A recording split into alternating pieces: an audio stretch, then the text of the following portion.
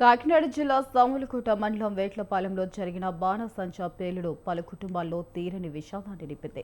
తల్లిదండ్రులకు బిడ్డలకు కన్నవారిని దూరం చేసింది.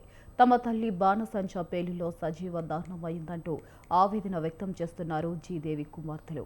జీవనాధారం లేక బాణసంచా తయారీ పనులకు వెళ్లాల్సి వస్తుందని, ప్రాణాపాయం ఉందని తెలిసినా తప్పక వెళ్తున్నామన్నారు. ఈ బాణసంచా తయారీ పని చేసే తమని దేవి పెంచి పెద్ద చేసిందని, ఇప్పుడిలా తమను ఒంటరిగా చేస్తుందని అనుకోలేదని బాధిత కుటుంబం వాపోతుంది. తమకు న్యాయం చేయాల్సిన గ్రామ పెద్దల్ని నమ్ముకుని ఉన్నామంటున్నారు బాధితులు. వేట్లపాలెంలో బాణసంచా పేలుడు ఘటనలో తమ వారిని కోల్పోయిన బాధితుల వద్ద నుంచి మా కాకినాడ ప్రతినిధి నవీన్ రాజ్ మరింత సమాచారం అందిస్తారు. కాకినాడ జిల్లా వేట్లపాలెంలో అయితే కనుక బాణాసంచా ప్రమాదంలో ఇప్పటికే 23 మంది వరకు అయితే మృతి చెందారు. మరో 9 మంది కాకినాడ ఆసుపత్రిలో 90% గాయాలతో అయితే కనుక వైద్యం పొందుతున్నారు. అయితే ఇప్పటికీ ఈ హృదయ విదాకర సంఘటన సంబంధించి ఈ వేట్లపాలెం గ్రామం ప్రజలైతే ఇంకా కూడా తేరుకోలేని పరిస్థితి ఉంది. ఏం జరిగిందో కూడా తెలిసే లోపే 23 మంది ప్రాణాలు గాలిలో పోయాయి. అసలు ఏంటి మా పరిస్థితి అని చెప్పేసి అయితే ఈ వేట్లపాలెం గ్రామ ప్రజలందరూ కూడా చాలా ఆవేదనగా, చాలా ఆందోళనగా సహకారాలు పెడుతూ కనుక ఈ టైం అంతా గడుపుతున్నారు. ఇప్పటికే చంద్రబాబు ప్రాంతానికి వచ్చారు, ఈ సంఘటన స్థలానికి వచ్చారు. అలాగే హోంమంత్రి కూడా ఈ సంఘటన స్థలానికి పలు మంత్రులు కూడా వచ్చారు. అయితే ఇప్పటికే ఈ గ్రామానికి చెందిన ప్రజలైతే కనుక చాలా ఆవేదనగా ఉన్నారు. అక్కడ ఒక కుటుంబం ఇక్కడ ఉన్నారు, వాళ్ళని అడిగి తెలుసుకుందాం. అమ్మ చెప్పండి, అసలు ఏం జరిగింది? మీ అమ్మగారు ఎప్పుడు వెళ్ళారు పనికి? అసలు మీకు సమాచారం ఎలాగంది? ఉదయం వెళ్ళారండి పనిలోకి. మధ్యాహ్నం నుంచి ఫోన్ చేసి మాట్లాడారండి భోజనానికి వచ్చినప్పుడు, భోజనానికి దిగాకని. అంతే అండి. మళ్ళీ మాకు ఒక అరగంటలో మళ్ళీ ఇక్కడ వాళ్ళు ఫోన్ చేసి చెప్పారండి, ఇలాగ కొట్టు బ్లాస్ట్ అయింది, ఎవరో కనిపించట్లేదు, ఏం జరిగిందో ఏంటో అని చెప్పి. మేము అప్పుడు కట్టుమూరు నుంచి వచ్చామండి. అంటే ఈ పనిలోకి ఎప్పటి నుంచి వెళ్తారు మీ అమ్మగారు? అసలు ఈ పనికే ఎందుకు వెళ్తున్నారు? అసలు ఇక్కడ ఏ పనులు ఉండవండి, సంవత్సరం పొడుగునా ఉండే పనులు ఏ పనులు ఉండవండి. ఇక్కడ ఈ పని ఒకటే ఉంటుందండి, అందుకని ఈ పనిలోకి వెళ్తారండి. నిన్న అసలు ఉదయం వెళ్ళిన తర్వాత మీతో మళ్ళీ మాట్లాడారా? ఎప్పుడు మాట్లాడారు? 2:10 ఏమన్నారు? ఏమనలేదండి, భోజనం చేస్తామమ్మా, పని ఎక్కేస్తున్నాము అనేసి అని చెప్పారండి. అంతే అండి.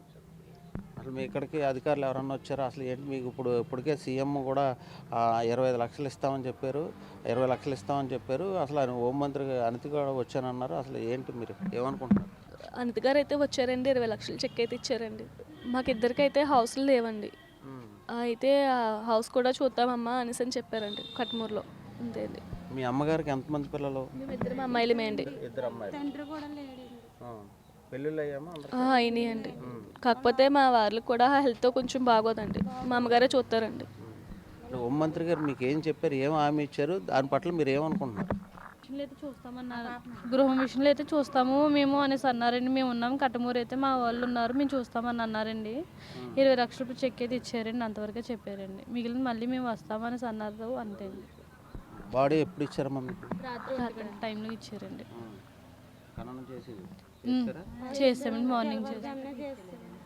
అమ్మ చెప్పండి, అంటే ఇక్కడ ఈ ప్రాంతంలో ఇప్పటికే చాలాసార్లు గత ఏడాది కూడా ఇక్కడ జరిగింది, 8 మంది చనిపోయారు. అలాగే ఇప్పుడు 23 మంది వరకు చనిపోయారు.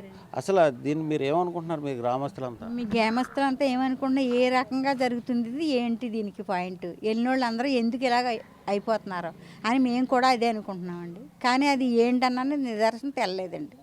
అంటే 8 మంది పోయిన సంవత్సరం చనిపోయారు, ఇప్పుడు ఇంతమంది చనిపోయారు.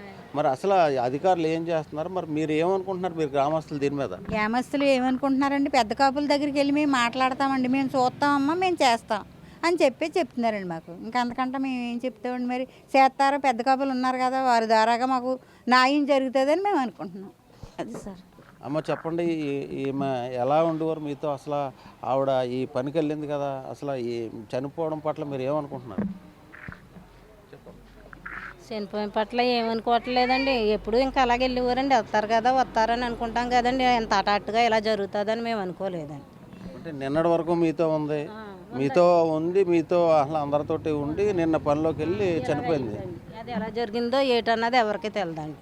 అంటే ఇప్పటికే చాలా, మరి ఇప్పుడు ముందు కూడా కొంతమంది చనిపోయారు, ఇప్పుడు చనిపోతున్నారు. దాని మీద అసలు అధికారులు ఏం చర్యలు తీసుకుంటే బాగుంటుంది అనుకుంటున్నారు మీరు?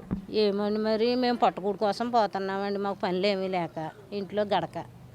ఆ అన్న డబ్బులు తెచ్చుకుని చీట్లు పాట్లు పిల్లలు పెంచుకోనకని పోతున్నారండి. మరి అదే నిర్ణయించే ప్రజలు మరి ఎలా చేస్తారో అధికారులు మరి అండి. ఇది ఇక్కడున్న తాజా పరిస్థితి. గ్రామస్తులంతా కూడా చాలా ఆవేదన వ్యక్తం చేస్తున్నారు. ఏదైతే ఇదే ప్రాంతంలో గత ఏడాది కూడా 8 మంది చనిపోయారు. ఈ సంవత్సరం కూడా ఇప్పుడు కూడా మళ్ళీ 23 మంది చనిపోయారు. నిన్నటి వరకు మాతో ఉన్న మనిషి ఇప్పుడు లేదు. దీనికి సంబంధించి అధికారులు స్పష్టమైన ఒక నిర్ణయం తీసుకోవాలి. దీని మీద మాకు న్యాయం చేయాలి. అలాగే మా హోంమంత్రి చెక్కు ఇచ్చింది, మాకు అండగా ఉంటామని చెప్తున్న పరిస్థితి ఉంది. ఇది తాజా పరిస్థితి. కెమెరామెన్ శ్రీధర్తో నవీన్, స్వతంత్ర న్యూస్, వేట్లపాలెం నుంచి.